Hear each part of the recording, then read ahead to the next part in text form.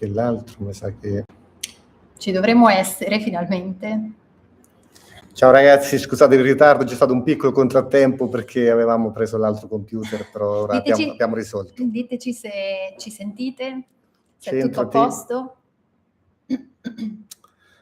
Allora, il titolo assolutamente, ho visto il messaggio di Franco, non è assolutamente un clickbait, il discorso non è un problema relativo alla moto in sé che andiamo a prendere domani mattina, il problema è relativo al fatto che se andate a controllare anche su Google, noi siamo sempre molto ma molto fortunati. Da questa mattina qua a Lima, per il fatto che la criminalità è cresciuta del 900% negli ultimi tempi, per un discorso di sicariato non si può girare in due con una moto e non ci sono limitazioni, nel senso che è tutto, ci stiamo informando, abbiamo un avvocato che praticamente ci segue le pratiche e in teoria non ci sono restrizioni. Noi speriamo di poter in qualche maniera far, tra virgolette, pena all'eventuale polizia che ci potrà fermare lungo il cammino, e considerate che siamo qua in Sud America, considerate che ho un amico che praticamente portava delle persone qua in Perù e spesso e volentieri mi raccontava che per 10 moto ogni volta che era fermato spendeva dalle 6 alle 700 euro. Ora che noi saremo fuori legge non so cosa possa succedere. C'è anche un altro problema, sempre relativo alla fortuna, e praticamente sapete, vi avevamo detto che la nostra idea era andare verso nord, quindi entrare in Ecuador e in Colombia, e da dicembre, sotto il periodo delle feste, ma ancora è attuale, ci stiamo ovviamente documentando perché non andiamo così, cerchiamo in qualche maniera di organizzarci prima di fare determinate strade, determinati percorsi, prima di visitare determinati luoghi, e praticamente le frontiere con l'Ecuador sono 4 e solo una attualmente è aperta, le altre hanno chiuso nel periodo di dicembre per il discorso del narcotraffico, per controllare un po' più la situazione. Quindi ora non sappiamo cosa fare. La moto, in teoria, abbiamo l'appuntamento domani mattina con il doganiere, anche in quel caso la situazione è abbastanza ingarbugliata, nel senso che conoscete già la storia della Tenerona e quindi del nostro incrociare le dita per quello che ci aspetterà con lei, però il discorso è che noi dovremmo presentarci alle 9 in questa, diciamo, nella rimessa dove è posizionata la Tenerona. Però il lasso di tempo potrebbe essere dalle 9 alle 14. Vabbè, è una banalità questa, però per dirvi un attimo quanto noi contiamo, ho detto al tipo che ci tiene la moto a che ora possiamo venire, e lui ci ha detto no, tu devi venire qua alle 9. Poi il doganiere lavora dalle 9 alle 2 di pomeriggio e lui viene quando vuole. A sua discrezione. E noi stiamo pagando $100 al mese. Vabbè, questa è una cosa che... Comunque non è che ci stiamo a lamentare per questo, non ce ne frega nulla. Il discorso è che... Allora, noi siamo giunti al punto velocemente... Che non sappiamo cosa fare. In questa Ho letto qualcuno, diretta. Prendi una moto a Sara e sarebbe l'alternativa, solo capite benissimo che non è una cosa così semplice, cioè mettetevi nei nostri panni. Tutto si può fare, però lei non ha neanche la patente, non ha guidato mai una moto. E poi ragazzi, pensate un attimo dove siamo, c'è un traffico allucinante. Cioè, vi dico solo una cosa, sono stato un'ora al telefono con una persona che vive in Ecuador, vicino Quito, a una struttura, gli abbiamo chiesto un po' di informazioni, e anche motociclista, per farvi un piccolo esempio, ci ha detto guarda, in frontiera arrivate presto, perché quella è una zona un po' particolare. In teoria io sono passato 3 mesi fa, è stato tutto tranquillo, poi quando arrivate in Ecuador non c'è bisogno neanche di fare quella che loro chiamano la SOAT, cioè l'assicurazione. Cioè tu in Ecuador puoi girare tranquillamente con il tuo mezzo senza assicurazione. Io gli ho detto, capito, ma se succede qualcosa... No, lui ha specificato il fatto che l'assicurazione in Ecuador non sia più obbligatoria, però chiaramente il nostro discorso è, ok, l'obbligo di sottoscriverla o meno, però l'assicurazione ha un fine, se proprio vogliamo dirlo. Cioè, è solo per farvi un attimo capire il contesto di come si vive in certe parti del mondo. Cioè, qua in Perù L'assicurazione è assolutamente obbligatoria. Noi per riprendere, diciamo, per riattivare il permesso della moto, assolutamente la prima cosa da fare è stata quella di fare l'assicurazione. Abbiamo fatto addirittura per 6 mesi, ma costa pochissimo l'assicurazione. Abbiamo speso 42 euro per 6 mesi, quindi non è questo il problema. Il problema ora è che se guardate la cartina, il Perù è una sorta di, anzi, mettiamo l'Ecuador, è una sorta di tappo tra i paesi nord del Sud America e i paesi sud del Sud America, perché in mezzo a destra del Perù c'è l'Amazzonia, non ci sono strade, l'unica strada che collega il Perù con l'Amazzonia si trova a sud-sud-sud, ma poi sfocia nella transamazzonica, che assolutamente non si può fare nel periodo attuale delle piogge, perché è tutto sterrato, con la moto in due pesante è praticamente impossibile. Però qual è il discorso? Il discorso è che ora che facciamo? Andiamo in maniera con cautela verso nord. Allora, se ci fermeranno, da quello che abbiamo capito, abbiamo letto nella gazzetta, una sorta di gazzetta come quella che abbiamo in Italia, peruviana, in teoria il discorso del limite per tutte le moto, sia categoria L1 che L3, e vale per tutto il Perù. Però sì, questo avvocato ci ha detto, guarda, che soprattutto riguarda determinati, cioè riguarda Lima in generale, mettiamola in questa maniera. È un po' a discrezione, ci hanno detto, come del resto sarà il discorso della Tenerona, che conoscete un po' di più, cioè il discorso del fatto che la Tenerona sarebbe dovuta uscire e poi, insomma, no, forse una mancata comunicazione tra dogane, però questo è una, diciamo che è una a discrezione un po' del personale, cioè dell'agente doganiere. Il discorso è che cioè, per dirvi che il problema, la mia preoccupazione con cui vi avevamo lasciato era quella di poter ritornare in Perù, passando dall'Ecuador, per lasciare la moto qua fra 6 mesi. Questo è diventato l'ultimo dei problemi. Ancora non sappiamo quanto tempo deve passare prima di poter ritornare con la moto, perché la moto attualmente avrà 69 giorni di permesso, domani mattina li vedremo, speriamo che sia così, noi ne abbiamo 90, e quando usciremo dal Perù verso l'Ecuador, se andremo in Ecuador, perché onestamente non lo sappiamo ancora, decideremo questi giorni magari telefonando, parlando con altri viaggiatori, perché abbiamo dei gruppi WhatsApp, abbiamo, bene o male, ripeto, cerchiamo di confrontarci con persone che ci sono passate prima di noi. Il problema qual è? Che le cose cambiano da mese a mese, perché appunto questa normativa è entrata in vigore oggi, questa mattina, e il discorso delle frontiere chiuse è da dicembre. È da dicembre. Lo stesso problema l'abbiamo avuto l'anno scorso, quando dovevamo portare la moto in questo spazio che l'avrebbe tenuta per diversi mesi.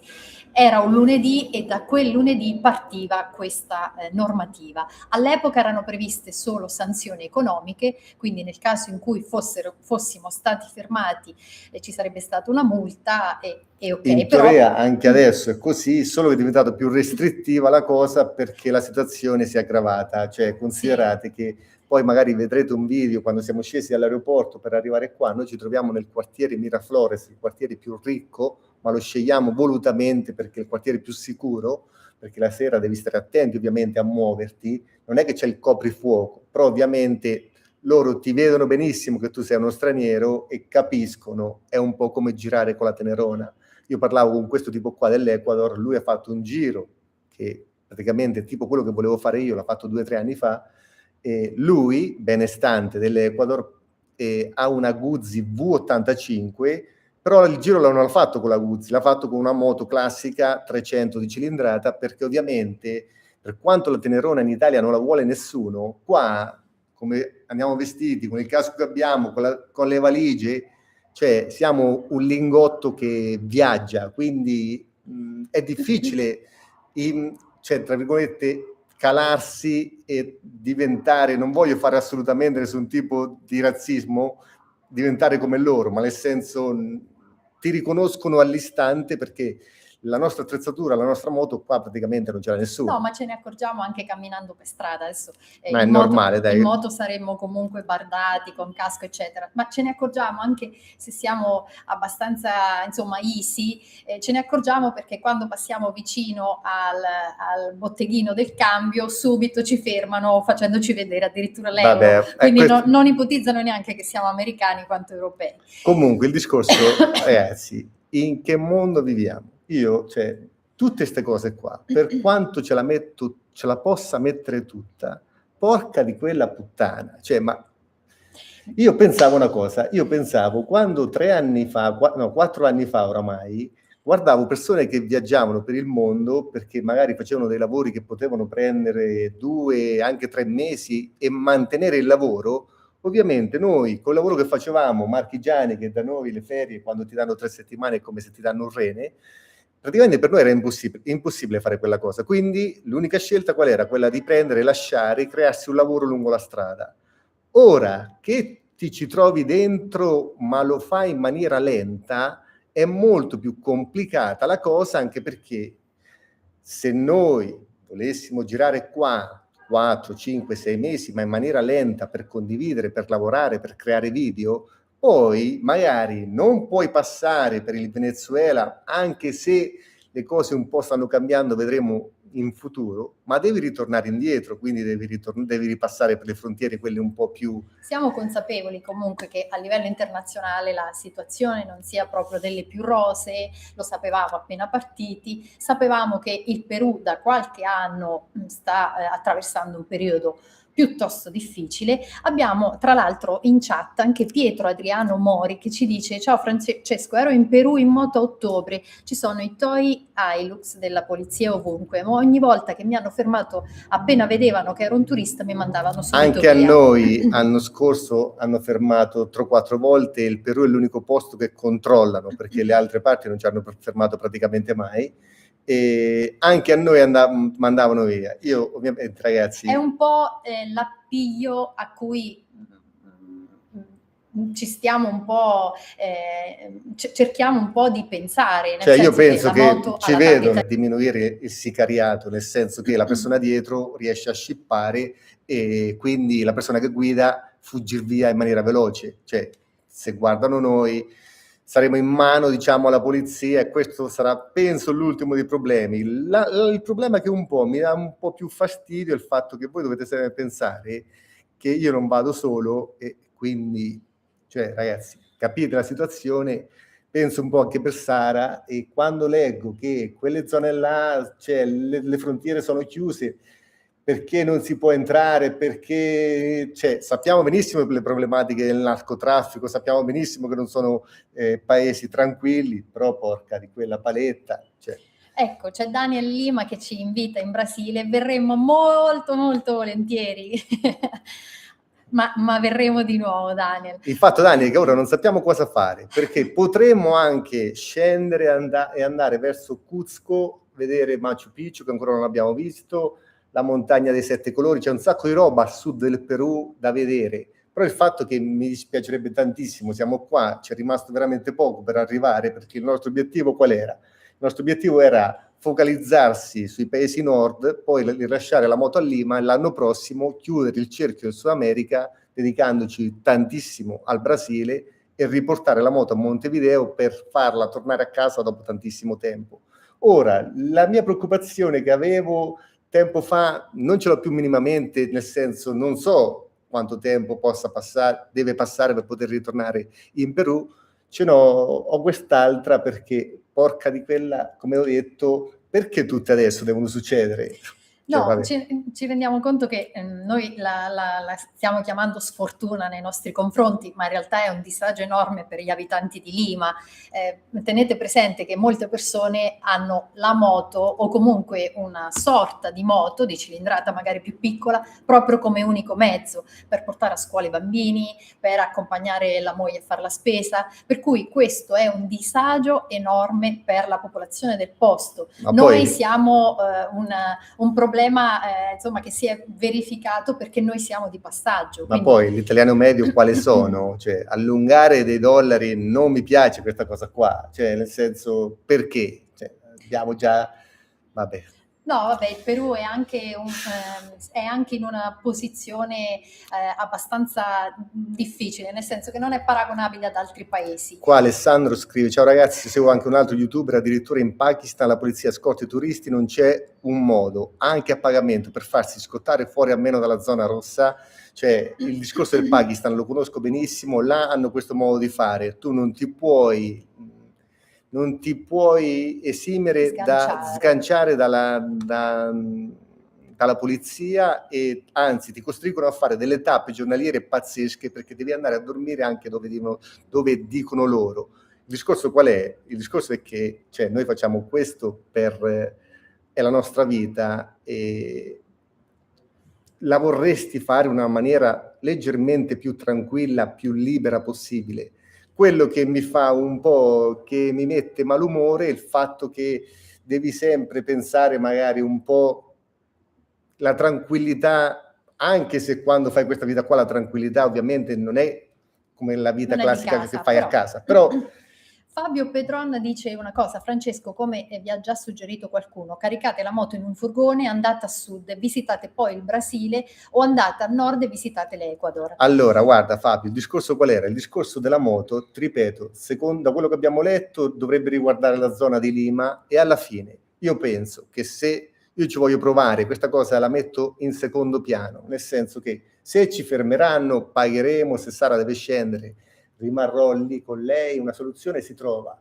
Il discorso è del fatto che appunto ora, proprio adesso, hanno chiuso le frontiere, ce n'è rimasta una sola, parlavo con questa persona e mi diceva: questa frontiera non la fai l'altra perché è più tranquilla. Poi ha chiamato un altro amico e gli ha detto: guarda che da un mese a questa parte hanno chiuso le frontiere. Ha chiamato il suo amico colombiano che è dall'altra parte della frontiera e gli ha detto: no, guarda...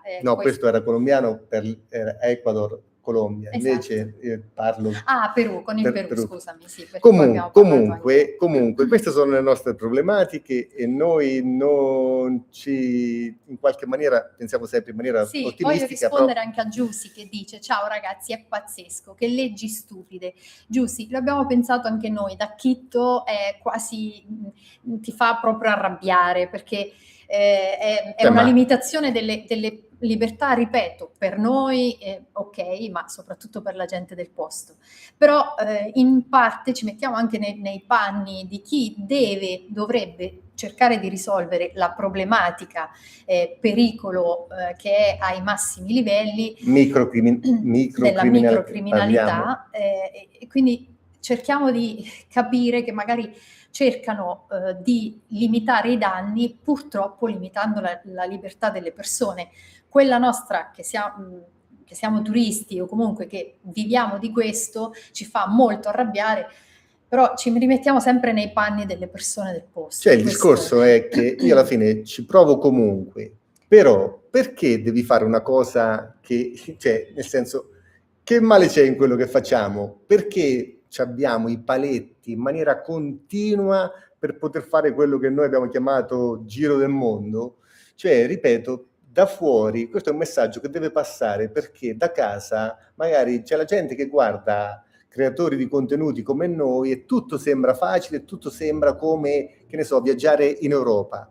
Non è assolutamente così, hai una marea di vincoli, una marea di cose che devi rispettare, ovviamente cambia da paese a paese, più sono poveri i paesi e peggio è. Infatti già ci aspettavamo che salendo dal sud del Sud America, i paesi, un po' la storia la conosciamo tutti, però attualmente la Colombia, ad esempio, è molto ma molto più sicura degli anni, fine anni 80, inizio anni 90, del periodo di Pablo Escobar e tutte queste cose qua.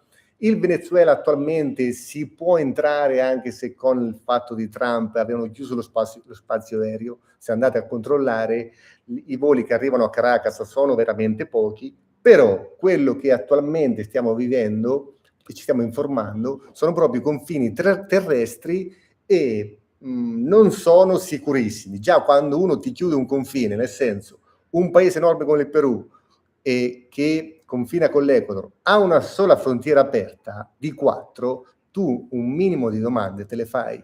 Ripeto, se viaggiassi solo, alla fine non me ne fregavo un cazzo. Allora, intanto ringraziamo Fabrizio Fraternale che Grazie di cuore. Insomma, per il suo supporto. Grazie infinite, e ci ricordiamo che è di, se non sbaglio, di Sassocorvaro, che abbiamo toccato quest'estate con grande piacere. C'è un signore, Fabian Tarantino, che ci dice: siete voi che dovete adattarvi al viaggio e non il contrario, prendete esempio da altri viaggiatori. Assolutamente, Fabian, nessuno verissimo. dice il contrario, però quello che sto dicendo è un po' quello che stiamo cercando è di una fare, somma adattarci. di cose che praticamente tu devi sempre un attimo pensare che noi siamo una coppia in moto, tanti viaggiatori viaggiano in camper e non è la stessa cosa, ti vedono con una moto qua che bene o male, ripeto, sei qualcosa che attira, sei come il miele per le api, e pensi anche un po' un attimo alla sicurezza. A me quello che mi preoccupa più di tutti è la sicurezza, non è tanto il discorso se mi fanno la multa o meno, il discorso è che bene o male sei, ripeto, all'aperto, non hai una barriera intorno a te, e bene o male viaggiando in due con una donna non è la stessa cosa, assolutamente. Comunque il discorso era la possibilità di dirigerci al sud, ci sarebbe. Questa sarebbe l'alternativa. Anche noi dobbiamo assolutamente visitare Machu Picchu, non possiamo lasciare il Perù senza farlo. L'unica cosa, questo non sarebbe il periodo ottimale, perché addentrandoci insomma nella zona di Machu Picchu, che è interna, al sud però interna, in questo momento siamo nel periodo delle piogge. Quindi non sarebbe il massimo sia andare, sia creare contenuti, ma tutte queste cose qua. Siamo in moto. Vabbè, quello alla fine poco importa, cioè, non è che la pioggia ci preoccupa, il discorso è che bene o male nel mese di febbraio a volte anche il sito di Machu Picchu non è visitabile perché appunto è il periodo peggiore delle piogge, quindi ti puoi ritrovare là e non puoi neanche visitarlo. Però all'est, se noi ci dirigiamo adesso verso... voi non lo vedete, ma qua siamo a Lima, c'è la cordigliera e praticamente hai una barriera ma non ci sono strade, il discorso è quello. Esatto. Poi c'è la grossa incognita dell'Amazonas, come la chiamano loro, dell'Amazzonia. Comunque, percorribile. Questa che stiamo facendo, sia chiaro, non è una lamentela, ma ci mancherebbe il fatto solo di mettere sul tavolo. No, è anche far conoscere un po' la situazione intorno, assolutamente. La vita noi l'abbiamo scelta, è quella che a noi piace. Il discorso è che tutte queste cose qua un po' ti fanno perdere anche la bellezza di poter visitare il mondo, e sono delle cose stupide. Però, torno a dire, questa è la cosa stupida per quanto riguarda viaggiare in due in moto, e non me ne frega nulla, la supereremo, prenderemo la multa, non ce ne frega nulla. Il discorso è, la mia idea, se Sara ovviamente sarà d'accordo, è quella di salire pian pianino verso nord, poi man mano che ci avviciniamo, come sempre facciamo, chiederemo alle persone locali, cercando di capire un po' la situazione, sperando anche che questa cosa sia verificata nel periodo delle feste natalizie, che ne so se c'è più richiesta di determinate cose in giro per il mondo e quindi forse, ci sono più controlli, magari le cose cambieranno fra 2 o 3 mesi. Lo stato di emergenza a cui è sottoposto il Perù da diverso tempo, magari nel periodo vicino alle festività natalizie si è aggravato, o comunque hanno scelto questa misura restrittiva. Di cui non erano a conoscenza neanche molti viaggiatori che sentiamo, no, per dirvi, dell'Ecuador. Abbiamo parlato con queste persone dell'Ecuador e ovviamente l'hanno letta insieme a noi perché sono passati 2 mesi fa. Cioè una cosa che è cambiata, ripeto, se viaggiassi con una moto più piccolina da solo ci penserei molto molto meno. La mia preoccupazione, perché per me la sicurezza deve venire prima di tutto, è solo il fatto che vai con una moto carica, vai con una moto bene o male di grande cilindrata, che qua come passi tutti ti guardano perché appunto pensano magari, cioè, bagagli per 2 persone, cioè a qualcosa di interessante, mettiamolo in questa maniera. Per viaggiare in questi paesi, e quando succedono queste cose, la cosa migliore sarebbe prendere una moto piccolina, una moto che vale poco, una moto anche locale, ma anche una moto che spedisci dall'Europa, che comunque sia piccolina. Ovviamente se viaggi in 2 persone con 2 moto sarebbe ancora meglio, perché è come se in qualche maniera ti aiuti e dividi i bagagli. Però abbiamo questa situazione, non è che la possiamo, cioè, l'alternativa non ce l'abbiamo, quindi Allora, era solo intanto- per raccontarvi un po' la nostra situazione, che domani la nostra mattina... situazione che si è in realtà risolta sotto questo punto di vista da domenica scorsa, perché insomma tra scambi di chat è venuta fuori questa restrizione che doveva essere discussa nel fine settimana qui in Perù. La certezza è che oggi entra in vigore e che tutto in un certo senso cambia. Nella normativa sembra che in realtà sia estesa a tutto il territorio peruviano, anche se chiaramente l'eccezione completa è per le grandi città, la città di Lima. Però torniamo a dire che alla fine questa eccezione con qualche dollaro secondo me si supera. Il discorso, quello che a me fa un po' più paura è il discorso delle frontiere chiuse, che un po', non è che fa paura, però mi toglie quella leggerezza. Avrei preferito una situazione normalissima, che per carità sono paesi, l'abbiamo detto 1000 volte, che non sono paragonabili ai nostri, però... C'è Doris, intanto, e ci tengo a salutarla, lei è peruviana di Lima e un bacio enorme, conoscerà già questa situazione comunque. Grazie Dudux. Allora, grazie Dudux. Franco ci dice: ragazzi tranquilli, vi mando un paio di divise e il distintivo e ve la risolvo rapidamente, veramente. Grazie Franco, sarebbe la soluzione. Ma ripeto Franco, io ci voglio provare, se Sara sta tranquilla ci voglio provare a salire. Abbiamo visto ci sono delle zone salendo da evitare, come sempre passeremo alla larga, anche se le strade sono poche qua, perché una viaggia sulla costa e una viaggia sulla cordigliera, quindi anche la scelta delle strade non sono tantissime.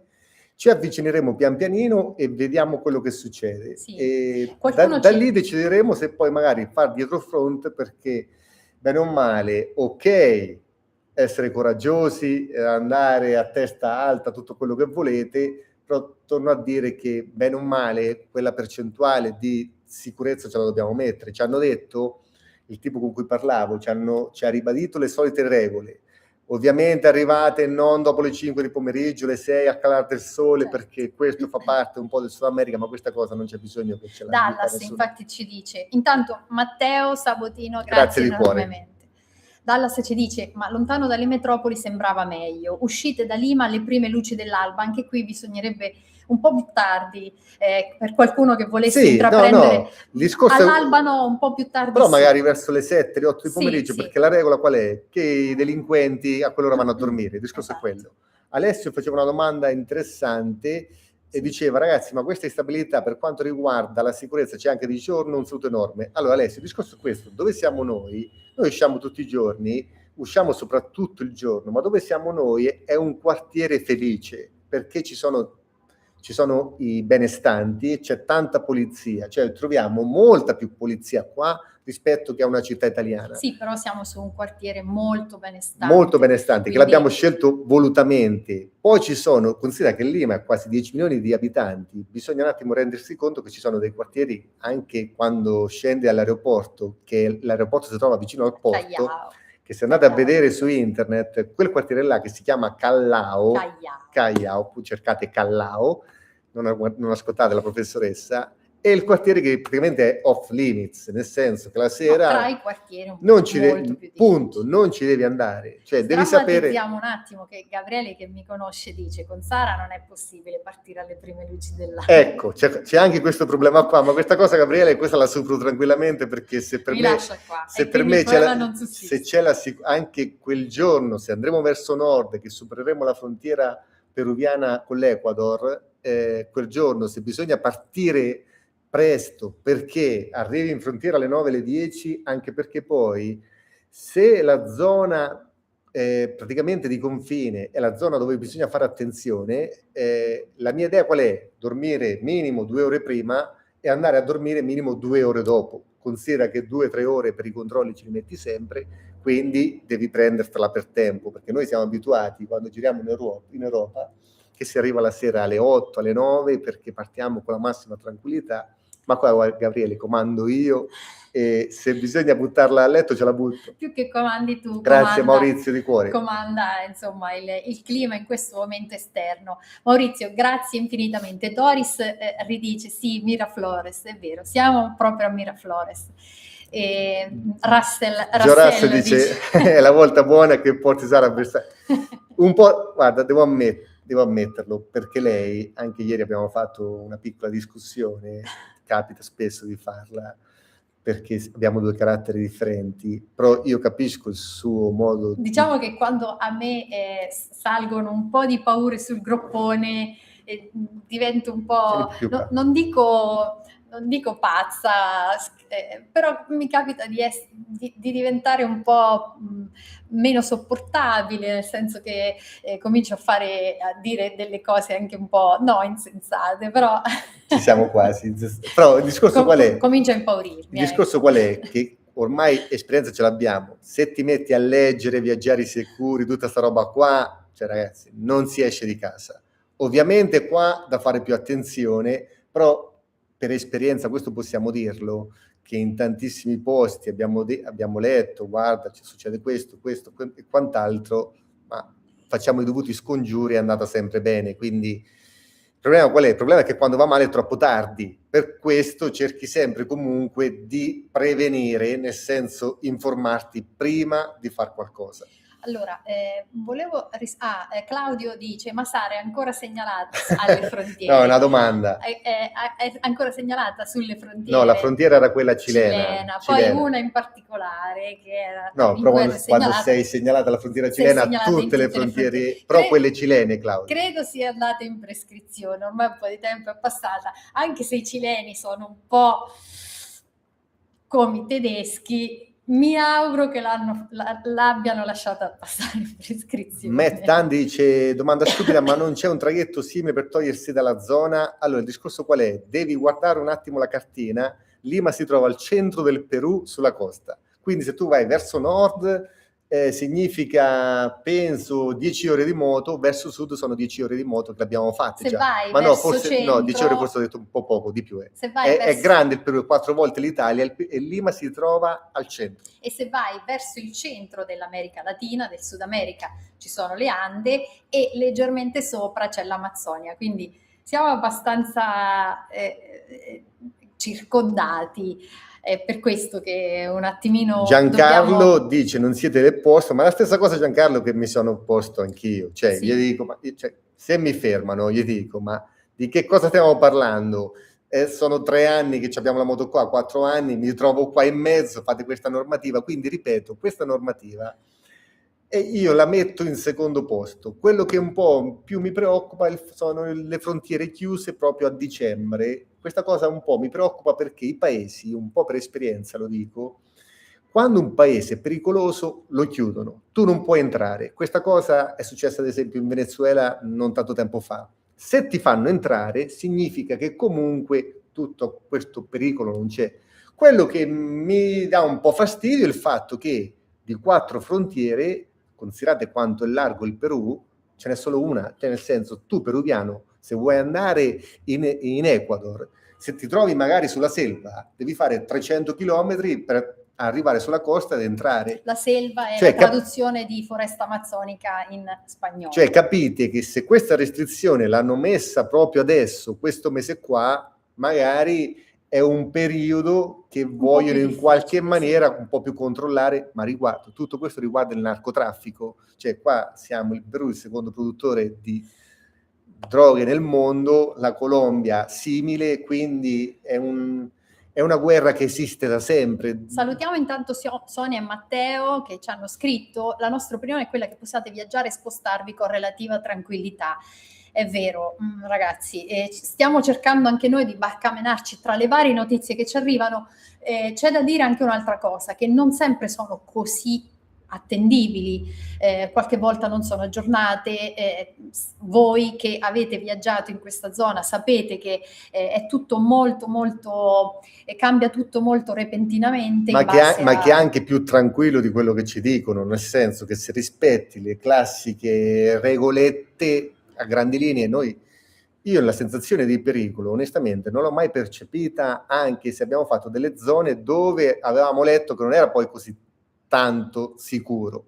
Il problema, ripeto, è quando proprio sulla carta ti ritrovi che sei costretto, ad esempio, a passare solo su quella frontiera, un po' mi mette la pulce sull'orecchio che non è proprio il massimo. C'è Riccardo che ci scrive: The Brave Biker ha traghettato il suo KTM su di una barca attraversando un lago, un fiume, molto probabilmente il Rio Dove? degli Amazzoni. Sicuramente, se questa zona, l'unica maniera che puoi per andare nell'Amazzonia e quindi verso il Brasile è da Iquitos verso, insomma, imbarcandoci sul Rio delle Amazzoni, che è l'unica via. È lunga, farla tutta da qua in Perù, ma ci vorranno 6-7 giorni per arrivare a Manaus. Poi da Manaus magari puoi continuare in barca, perché ripeto, se guardate la cartina, qua non ci sono vie di comunicazione. Daniele ci dice: sentire il consolato, e avevo visto anche un messaggio di qualche altro che ci consigliava di parlare con l'ambasciata. La prima cosa che cerchiamo di fare, domani noi incontreremo per forza un operatore doganale. Quello che viene a riattivarci il permesso per la moto. Noi dobbiamo stare là insieme alla moto, perché loro devono vedere che io, Francesco, titolare della moto, riprendo e faccio uscire la moto dal deposito. Loro vogliono stare tranquilli che siamo noi, e in quella maniera ci riattivano il TIP, il permesso temporaneo di importazione. Esatto. Il discorso qual è? Il discorso che anche per quanto riguarda il consolato, noi abbiamo chiesto e richiesto, nessuno ci sa dire quanto tempo deve passare per poter rientrare in Perù. Perché? Perché se noi ora andiamo in Ecuador, andiamo in Colombia, tutti i viaggiatori cosa fanno? Fanno la Panamericana, poi magari prendono l'aereo, vanno a Panama. Ma il nostro viaggiare lento significa ritornare magari a Lima in Perù, riportare la moto. Noi non sappiamo ancora e non ci sa dare una risposta a nessuno. Domani lo chiederemo a quello della dogana. Esatto. Quanto tempo deve passare per poter rientrare in Perù? Perché? Perché il Perù e il Brasile sono gli unici due stati che fanno da tappo in Sud America, e sono gli unici due stati che ci danno la possibilità di entrare 90 giorni su 180. Non come tutti gli altri stati che puoi entrare e uscire quando vuoi. Questa cosa noi ancora non siamo riusciti a sapere come. Quindi domani... Anche perché la moto ha 69 giorni e noi ne abbiamo 90. Cioè ora anche questa cosa qua si è un po' squilibrata. Questo perché abbiamo fatto una cosa che non fa praticamente nessuno. Io perlomeno italiano che lascia la moto qua non ho mai conosciuto nessuno.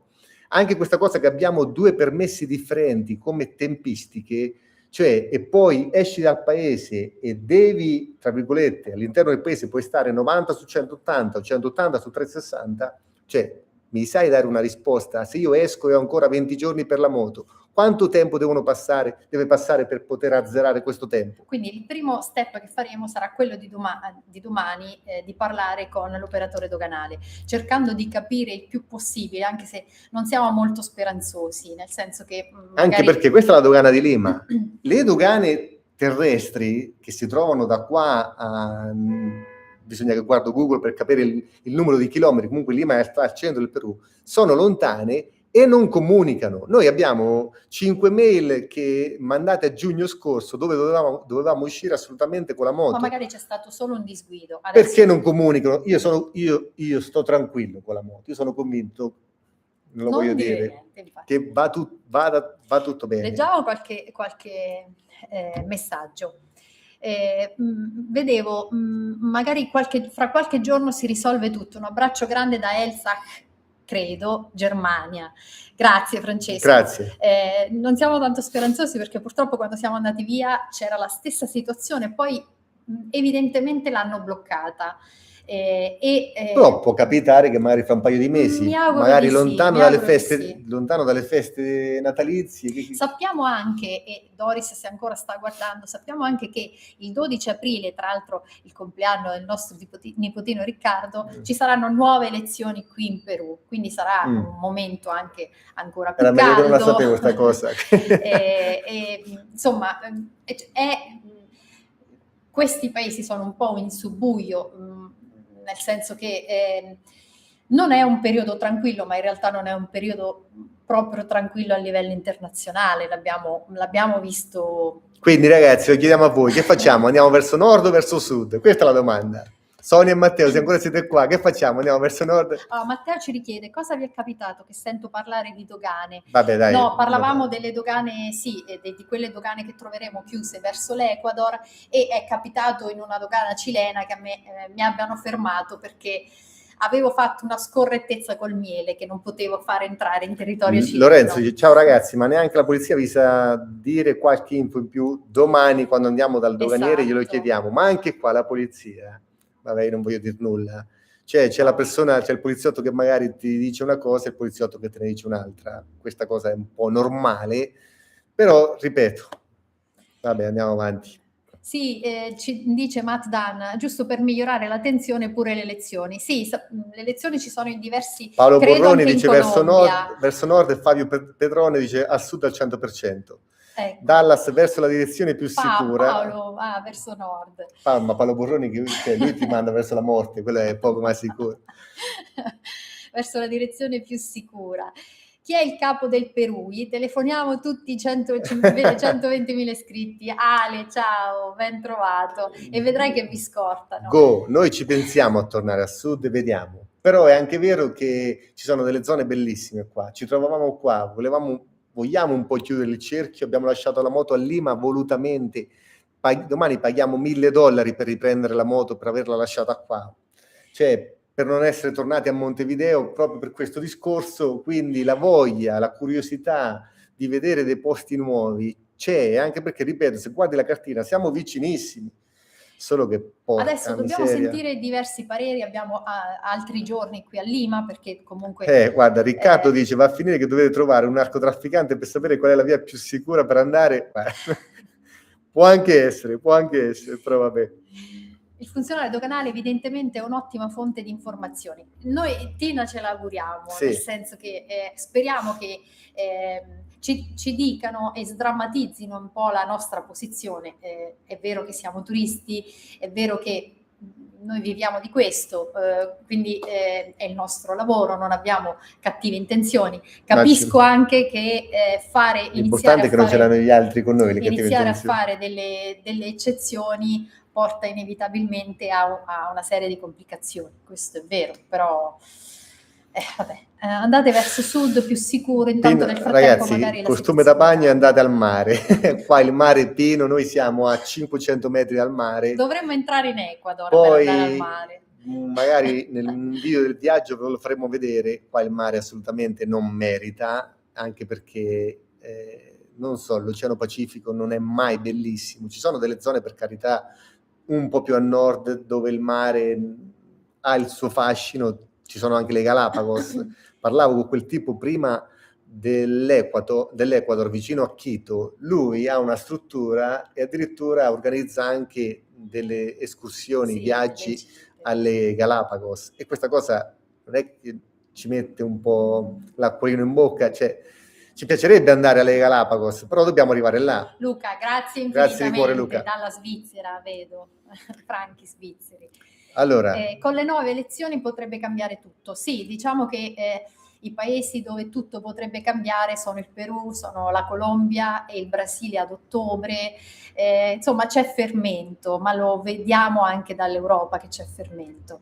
Andate in Brasile per la strada che va al fianco del treno della morte, Cusco, Titicaca, La Paz. Quella potrebbe essere un'alternativa. Sì. Considera che però noi Uyuni, Sucre, Potosí, Santa Cruz già l'abbiamo fatta. In parte sì, quella l'abbiamo fatta tutta quella strada là, c'è solo quella. L'unica cosa è che Cusco, che dovremmo invece ancora fare, non è il periodo ottimale, come abbiamo detto prima. Quindi volevamo spostarlo un po' più avanti verso la conclusione del viaggio, cioè quando rientravamo in Perù, quindi scendavamo e rientravamo. Era l'ultima tappa del Sud America per poi passare magari al Centro America e poi far tornare la Tenerona a casa, perché ovviamente la Tenerona ne ha passate tante, a 150.000 chilometri, ma gli ultimi 50.000 è come se ne ha fatti 500.000, quindi... Enrica, grazie infinite. Grazie di cuore Enrica. Comunque, Gabriele, ho letto, e quando ci dite qualcosa che adesso mi avete fatto salire la carogna dell'ansia, allora Gabriele, noi cercheremo la nostra idea, dato che le premiere non sono il massimo, magari di fare delle live più spesso, farle brevi, altrimenti 2 ore di live, poi magari chi non la ci vede in stiamo diretta... avvicinando ai 45 minuti, quindi Tra ci poco fermiamo chiudiamo e magari ne prestissimo. facciamo un'altra, perché noi domani mattina ci dobbiamo svegliare alle 6 qua, ci dobbiamo preparare, perché da qua a andare a prendere la moto si trova dall'altra parte di Lima, in una zona tra l'altro non sicurissima, e ci impieghiamo circa 1 ora di Uber. Questo vi fa rendere conto di Per quanto farvi è capire le estesa distanze. Lima, Poi, per come aggiornarvi altre un po' città. sulla situazione, già io ho un appuntamento, perché l'ho trovato su Google, con una concessionaria Yamaha che si trova a mezz'ora di cammino da qua, quindi zona tranquilla, zona ricca, e possiamo lasciare la moto per fare il tagliando e cambiare le gomme. Già ci siamo un po' organizzati da tempo per poter trovare anche le gomme, rimetteremo le solite gomme anche per fare quella cosa là. Bisogna ringraziare un po' chi ci ha dato una mano, poi ne riparleremo in un video. E quindi domani, se tutto va bene, prendiamo la moto, andiamo diretti su questa officina, e lasciamo la moto là, e ho dei pezzi da cambiare, ho dei pezzi che ho portato con me, tipo il cavalletto piegato centrale, che ho preso una buca sotto, è talmente piegato che non riesco più a mettere la moto sul centrale, quindi ho il cavalletto nuovo, ho 2 supporti nuovi che volevo rimettere. Quindi andremo da questa officina e poi a piedi torneremo qua. E magari, Gabriele, poi qualcosa diremo, ma io confido che domani vada tutto per il meglio. Sono sicurissimo, sono ottimista di natura.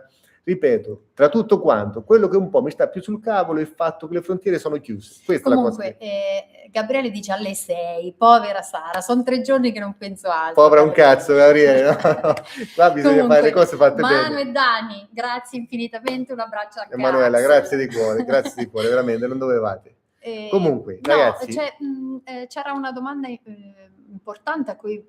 ecco, Emilio dice, volevo chiedervi un'altra cosa, le gomme Continental TKC70, secondo te sono migliori delle Bridgestone a T41? Questa è una domanda che è troppo di parte, quindi non posso darti una risposta, nel senso che io amo le Continental, le Bridgestone che dici sono un po' troppo dure per me, però comunque parliamo di brand premium, quando parliamo di Continental, Pirelli, Bridgestone, Metzeler, cioè ragazzi parliamo di gomme top, poi ognuno in base alla moto, in base a sono un po' come le scarpe le gomme. Io da tanto tempo metto le Continental perché la carcassa, la gomma è ottima per il bagnato, la carcassa è morbida, lo dico sempre, le gomme devono avere una carcassa morbida, perché mi è capitata una cosa con tutte le gomme che ho provato. Abbiamo messo una volta una gomma consigliata dagli Overlander, durissima, ho preso un piccolo dosso, la carcassa era talmente dura che sembrava di aver spaccato il telaio, ho spezzato un raggio e abbiamo fatto 40 km di ripio. Sara aveva la mascella che ballava, per quanto la gomma l'avevo messa a 1,4 di atmosfere, dirvi che le gomme attualmente non sono più le gomme di 20 anni fa. Scegliete sempre gomme morbide con carcassa morbida, perché comunque la durata non è male. Io con il KC ci faccio 10.000 km con Sara dietro, quindi per me va più che bene. E sul bagnato devono comunque avere una mescola che per me, ripeto, restituisca sicurezza. Alessandro Marino ci dice, ragazzi, idea banale, allontanarvi da Lima, tu sulla Tenerone, alla peggio Sara con Uber, giusto uscire da Lima. Si può fare anche questa cosa qua. Infatti adesso vedremo domani, però ripeto, per un tratto di 1 ora, quello che succede. Io sono un po' sfacciato sotto questo punto di vista, perché alla fine se mi fermeranno pagheremo una multa, Sara chiameremo Uber e ce ne andremo in qualche maniera. Il problema qual è? Che domani devo andare a prendere la moto, io vorrei andare da solo, Sara non mi ci manda da sola, ecco, questa è la situazione. O lei non vuole stare sola qua, questa è la verità secondo me. Io andrei tranquillamente da solo. Federico dice, ma la gente del luogo cosa vi consiglia? Più che chiederlo, per il momento, Federico, abbiamo un po' osservato come si muove la gente però adesso, dato che è entrata in vigore oggi, noi siamo arrivati qua da 4 giorni. Giovedì scorso. Comunque già ci siamo ripresi, perché l'età avanza, la barba è bianca, il jet lag si sente tutto, e noi ci abbiamo messo 37 ore da quando siamo usciti da casa ad arrivare qua, anche perché quel giorno della partenza siamo stati un po' con Alessandro Pablito, che si ricorda infatti quanto pesava la valigia.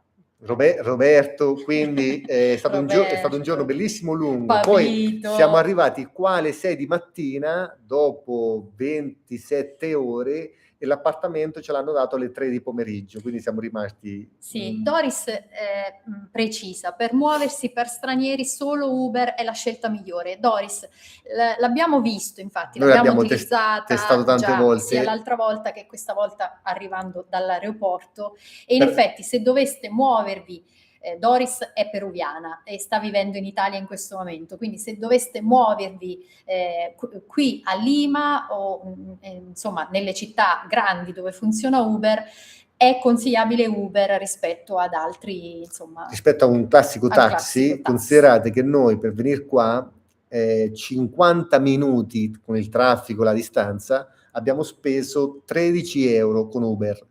Il taxi ce ne chiedeva 30, questo per farvi capire la differenza. Comunque, noi abbiamo parlato un po' e non deve passare il messaggio anche inerente il Perù come se fosse chissà quale cosa brutta, No, anche perché c'è una ragazza qua peruviana, ci sono delle persone come in tutti i posti. Qual è il discorso? O in qualsiasi parte del mondo. Discorso... È un momento difficile per diversi stati del Sud America. No, ma il discorso è sempre lo stesso. Quando aumenta tanto la povertà, e quando parliamo di povertà non è la nostra italiana, quando aumenta tanto la povertà aumenta anche la criminalità. Perché in Svizzera spesso e volentieri non succede mai nulla? Perché comunque hanno un reddito pro capite alto e c'è tanta sicurezza. Non so se Franco è ancora qua presente. Adesso abbiamo toccato un momento che per la Svizzera comunque, purtroppo non è stato sì, per carità, però il discorso qual è? Il discorso è che quando la povertà è tanta, ciao Franco, è tanta, ovviamente anche per un panino, magari quando c'è la fame di mezzo, capite benissimo che si possono arrivare a delle conclusioni che non sono piacevoli, mettiamolo in questa maniera. Sì, lo sappiamo a priori, però diciamo che è un momento di cambiamenti, lo stiamo vedendo dappertutto. Qualche paese ha cambiato politica, qualche paese sta cercando di tirare la cinghia, come sta facendo adesso il Perù, per cercare di limitare i danni, sperando che vada a buon fine. Noi vi abbiamo raccontato e vogliamo essere ottimisti. Doris ha detto il taxi cambia il prezzo se ti vedono essendo uno straniero. È sì, verissimo, Doris. Ce ne rendiamo conto, ma purtroppo succede anche in Italia quando vedono uno straniero che può permettersi qualcosa, giapponese, americano. Anche noi in Italia lo facciamo. Quindi... non è una prerogativa peruviana, però hai fatto bene a dirlo. Questo era solo per rendere ragione anche al tuo paese, al Perù. Franco concorda, perché ha detto che la Svizzera si sta tranquilli. Anzi, ha detto pure, se ti ferma qualcuno di che sarà fame, quindi c'è una certa urgenza. Però dice anche tasse alte, però anche stipendi alti, diciamo le cose come stanno. Ecco, comunque, allora, esiste un Uber pick-up. C'è anche molto controllo del territorio, Dallas in Svizzera, dice. Esiste un Uber pick-up che vi trasporti la moto coperta e voi fino al confine? Allora, è una cosa che non vogliamo fare questa. Abbiamo sentito farla, per esempio quando eravamo in Patagonia, era un momentaccio per Ecuador e Perù 2 anni fa. 2 anni fa, nel 2023, ricordo, per farvi capire un po' come cambiano le cose, avevamo incontrato un motoviaggiatore della Colombia, in Patagonia, un colombiano e un ecuadoriano. era il periodo che non si poteva entrare in Perù con la moto, cioè le frontiere erano chiuse, parliamo di 2 anni fa, per dirvi che la situazione cambia in maniera velocissima. Lui cosa ha fatto? Ha caricato la moto in un camion, tutto il Perù l'ha fatto dentro al camion, lui no ovviamente, la moto sì, e l'ha ripresa in Cile. Sì. Questa per dirvi che non è quello che noi stiamo vivendo qualcosa di particolare, la sfortuna è che proprio è capitato adesso che siamo arrivati a questa cazzo 3 anni di settimana. Fa il Perù aveva già trascorreva già un periodo difficile, avevano bloccato diverse strade con il fuoco in mezzo alla strada, insomma era già un momento difficile, quindi venendo dall'Ecuador caricavano le moto in un furgone, attraversavano tutto il territorio peruviano e poi si fermavano in Cile, insomma Cile, Argentina. Giuseppe dice provare a spedire via terra o meglio via aerea la moto. Giuseppe, costa un botto di soldi spedirla via aerea, tu dici vabbè alla fine che te ne frega di soldi, però è anche vero che se devo far questo mi metto sopra la moto, un giorno faccio 1500 km, non me ne frega nulla, Sara magari prende l'aereo e ci troviamo dall'altra parte. Questo allora, si potrebbe fare tranquillamente. Silvio dice, se non erro il divieto è stato emesso solo per la città di Lima e Callao tra l'altro è sempre Callao, Lima. se vai a vedere, è una Sì, è un È un quartiere. quartiere che sarebbe il quartiere Allora, del Silvio, porto. sì, dovrebbe Dovrebbe essere essere così. anche se nella direttiva nazionale di qualche giorno fa, in cui si indicava che ne avrebbero parlato nel weekend, si parlava dell'intero territorio peruviano, quindi dobbiamo un po' capire in maniera perfetta. Però ripeto, questo io non lo reputo un problema enorme. Il problema io che reputo più grande è capire ora se andare verso nord o verso sud, perché ovviamente se inizi un percorso poi anche cambiarlo, strada facendo, si può fare, però Sì, no- è vero quello che ci ha detto un signore, dovete adattarvi voi, non si devono adattare i luoghi, verissimo. Dispiace un po' saltare perché poi è difficile recuperare, ma comunque adesso non è che sia un enorme problema, vediamo però come risolvere. C'è una informazione importante che potrebbe servire per chi è già collegato, magari. Ho appena visitato la Bolivia, per esempio, e adesso la benzina la vendono a tutti. verissimo. Lo abbiamo Grazie visto per averlo scritto. qualche giorno fa. Un nostro amico brasiliano ci ha mandato proprio un messaggio Esatto. WhatsApp. Quindi salutiamo Fernando e Angelita nel Esatto, frattempo. per farvi capire anche qua, in Bolivia l'anno scorso la benzina la potevi prendere solo negli YPFB, quelli boliviani, nei distributori statali. Adesso la Bolivia dà la benzina ai turisti, qualsiasi distributore, per dirvi come cambiano le cose. Doris dice, e adesso col nuovo governo ne cambierà ancora, purtroppo per la sicurezza del paese. Penso che anche Ecuador sia nella stessa situazione. Penso anch'io. Purtroppo sì, e ci stiamo rendendo conto che questi sono un po' i due... partendo dall'Italia, l'idea è quella di non toccare Venezuela e Colombia, perché sembrano un po' gli stati presi nel mirino di qualcuno, no? Che conosciamo, un po' più grande. In realtà, arrivando, ti rendi conto che le zone un po' calde in questo momento sono proprio Perù ed Ecuador. Infatti, se voi andate a leggere su Viaggi Sicuri, cosa scrivono? Scrivono evitate le frontiere terrestri, cioè nel senso proprio c'è scritto a caratteri cubitali, nero, marcato. Massimo, se volete andare, andate via aerea, andate a Quito oppure andate a Medellin, andate via aerea. Sì. Salutiamo Eva, Francesco e qualcun altro che è con loro. Alessio Venere dice: ragazzi, per sdrammatizzare e sognare, una volta finita questa stagione, noi Alessio volevamo fare questo, dedicarci al nord del Sud America, poi l'anno prossimo fare la parte del Brasile che è enorme, riportare la moto a Montevideo, perché Montevideo è il porto migliore per far tornare la moto a casa. Questo era, poi basta con il Sud America e magari partire con il Centro America oppure andare verso l'Asia. Ciao Nunzio, non lo sappiamo neanche noi, però l'idea era forse più il Centro America. Sì, da considerare magari non spedire la Tenerona, spedire la sorellona. Gabriele dice: Donaldo sta inguaiando un intero continente. Gabriele, non so se sia lui o se gli altri già lo facevano, ma lo facevano di nascosto. Non capiamo più nulla di politica, non vogliamo entrare perché è la cosa più sporca di cui parlare, per cui vorremmo sempre rimanerne fuori. Però al momento non so se è colpa sua, comunque le frontiere terrestri, perché anche questo mi sono informato, sono aperte per il Venezuela, cioè nel senso si può andare. Parlavo con questa persona, ci sono tanti italiani in Venezuela attualmente da turisti, quindi che dirti, lo spazio aereo è quasi chiuso, però perlomeno queste sono le informazioni che ci sono state date 3 ore fa. Comunque, Massimo dice sul sito della Farnesina... A un'ora precisa chiudiamo, 57 minuti. Dicono che sia solo per Lima e Callao la limitazione, quindi Massimo, probabilmente... Però Massimo, la Farnesina prendila anche con le pinze. Però, anche se devo dire, questa cosa va a vantaggio della Farnesina. Io studiavo un po' il percorso questa mattina e proprio sul sito della Farnesina ho visto l'unica frontiera aperta e le altre chiuse. Allora ho scritto in questo gruppo WhatsApp. All'inizio mi hanno detto no, sono tutte aperte. Poi è entrato qualcun altro e hanno detto guarda che questa cosa è da dicembre. E quindi si sono corretti, quindi sul sito della Farnesina avevano scritto bene. Però mi è capitato in passato, perché ogni tanto ci vado a vedere anch'io, di leggere delle cose che erano vere a metà. Anche perché, ripeto, cambiano talmente veloci che magari... è una questione di aggiornamenti, non è perché scrivano chissà cosa, no? Via. E Fabio ci dice, fatene una ragione e vieni verso il Brasile.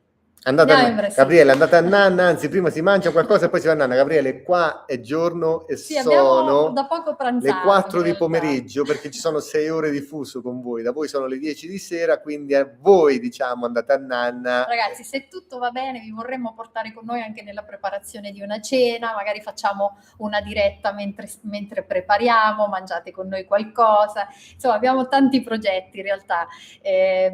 Questo inghippo che già conoscevamo da prima, nel senso che che le cose fossero un po' calde, ma ci aspettavamo insomma che qui potessero essere un po' più tranquille. Ci ha un po' bloccato, ci ha un po' diciamo, ci ha fatto vedere un lato un po' più pessimistico della cosa, ma si risolverà tutto. Vi terremo aggiornati di domani, sarete con noi perché poi vedrete tutto e ragazzi, pensateci. 59 minuti e 26 secondi, grazie di essere stati qua, grazie del supporto, grazie di tutto e ci aggiorniamo con una prossima diretta, magari cerchiamo di farne di più, ripeto, perché le premiere ultimamente non stanno funzionando bene. Andando benissimo. Non so se la colpa è della nostra qualità video, che io registro a 50-60 fps perché i video pipponi mi dicono che non hanno problemi. Però, ciao Ottaviano! Però ci piace, ciao Faber! Però ci piace avere la qualità massima per voi, quindi andiamo avanti con queste impostazioni che è la qualità migliore. Gabriele dice andate a letto, che non significa andare a dormire, vabbè, però... Gabriele, c'hai pensieri in testa, quando c'hai pensieri certe cose poi non riesco. Paolo dice, però a Corredonia comunque potete stare in 2 in moto, è vero. Valeriano Valeri, ancora sì. Da che il prossimo anno ci vediamo a Montevideo, ma io andrò verso sud. Ecco, di nuovo Vale, di nuovo. E fai benissimo Vale. Ok ragazzi, grazie ancora. Fateci sapere se vi piace anche che le dirette vengano fatte più spesso, brevi. Un'ora, Siamo brevi, bravi, un cazzo, brevi. Saremo ancora più brevi. Ciao ragazzi, ciao, grazie ancora. Ciao.